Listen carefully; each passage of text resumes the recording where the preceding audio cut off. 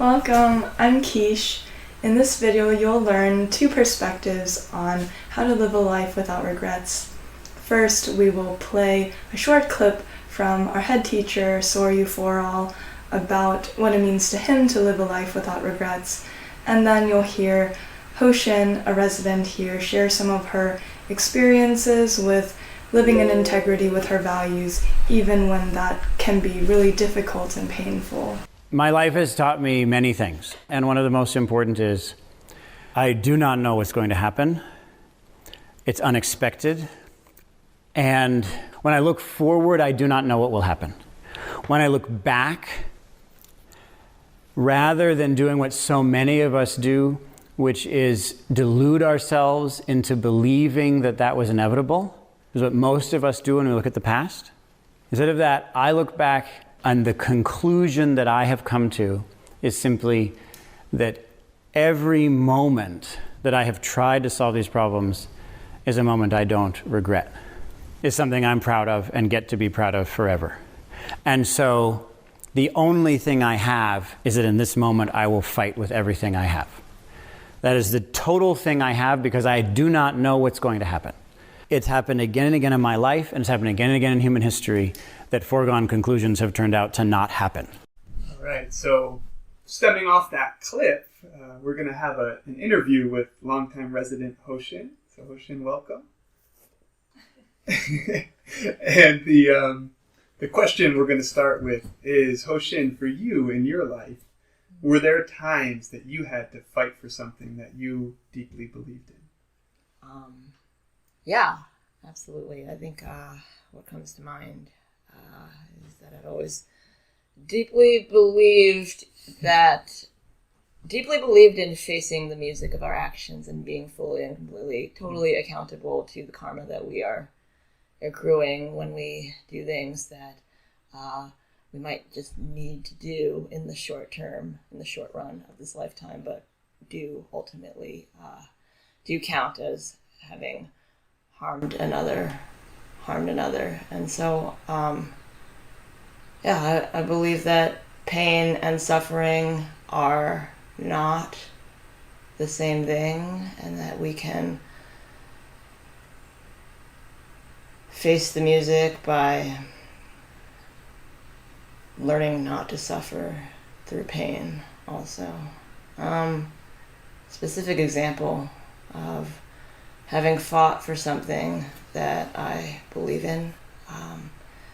I once had 2 dogs and needed to feed them, and I spent a lot of time, money, and energy finding ways to feed them in the most sustainable ways possible. And that meant slaughtering my own meat. That meant actually sharpening the kitchen knife and slaughtering a goat.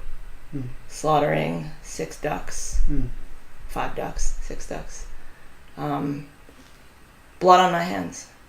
Taking the lives of the actual beings that my family and I were consuming.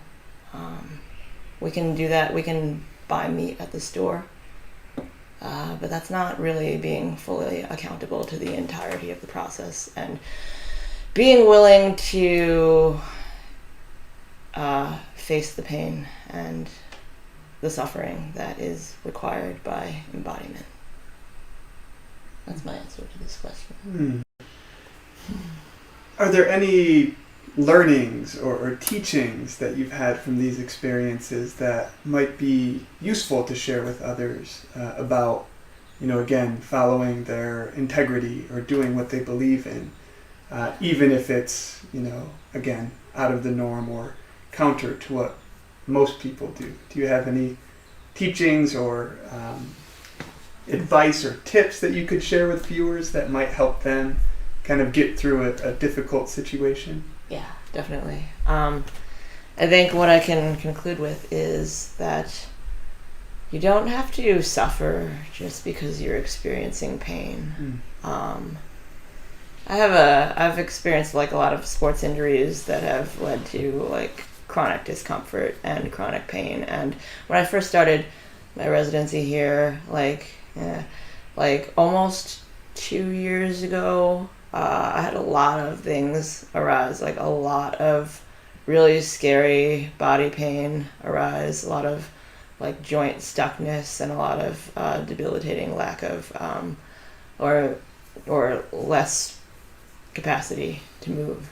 And I remember just being really overwhelmed. Like, could I do monasticism with all of these physical issues? Could I sit for hours on end with all these physical issues? Would I just be like creamed or like run over by the somewhat physically demanding lifestyle we have here with all of the meditating that we do? And I've noticed that over the past 20 or so months that I've recovered in some ways, but a lot of that discomfort, a lot of that pain, a lot of those challenges are still there, and I'm just like kind of vibing with it. Like, it's all fine. Like, I experience less fear and a lot more faith in the map that our body pain and our body discomfort is indicating for us in terms of the next step forward. Just look into the body, and then you can see what's available for you, the choices that we make through this map that is the body. And so I just suffer less, despite the fact that there's still a lot of pain there. And so the idea that pain and suffering are inevitably equanimous and they're both these like hopeless things is not the case at all. I think my like capacity to handle discomfort, enduring discomfort, has increased exponentially throughout my time here, and that not all discomfort is pointless. Like, discomfort is like a core aspect of resilience and incorrigibility and strength. And that's not to say that one should ignore symptoms or ignore discomfort or like dissociate or shut ourselves off from what's there. It's more like being able to be with it and examine it from all angles. And I noticed that when we finally glean that jewel or that morsel of wisdom, that pain and discomfort is there to offer us at any given moment, that's when the thing shifts. Maybe doesn't go away, but shifts. Shifts in a way that lends a sense of congruency to the entirety of our entire experience. This embodiment is painful. It's painful. The body ages. It feels terrible sometimes, but it's a feeling, and our axis isn't central to only just a feeling. So that's what I'd like to offer. Thank you so much for watching. I hope that you enjoyed and that you learned something and that you'll be able to take these teachings into your own life. Please like this video if you liked it, subscribe for similar content, and share with any friends who you think would be interested in learning this as well.